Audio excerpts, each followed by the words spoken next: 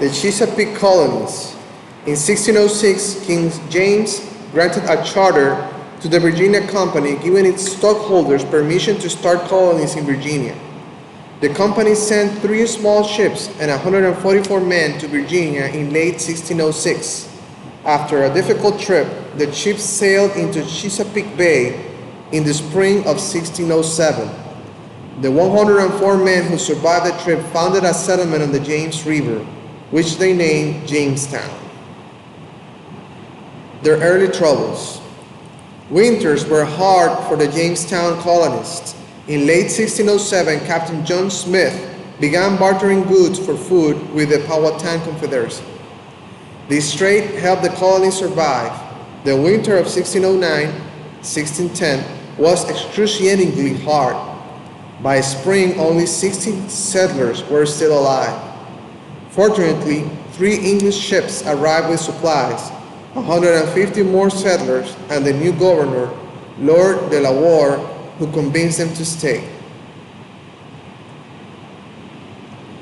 Tobacco saves the colony. The colony still had to find a way to make a profit. The solution was a cash crop, tobacco. In 1614, the colony sent its first tobacco shipment to England. It sold for a good price, and the colonists began planting large quantities of it.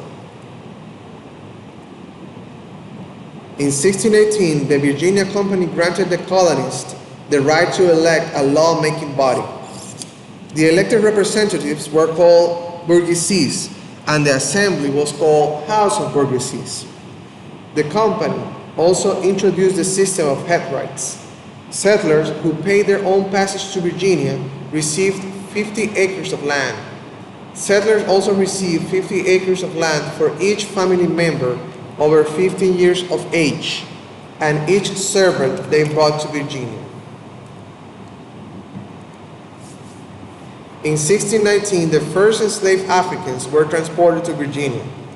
A Dutch slave ship stopped to trade for supplies, and the Jamestown settlers purchased 20 African men as Christian servants. Within a few years, more enslaved Africans were being transported to the colony. Maryland was a proprietary colony.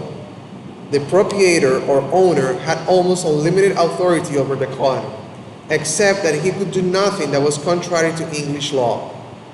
Although founded as Catholic refuge, most of Maryland's settlers were Protestant. To reduce friction between the two groups, the Colonial Assembly passed the Toleration Act in 1649. This act mandated religious toleration for all Christians, but made denying the divinity of Jesus a crime punishable by death.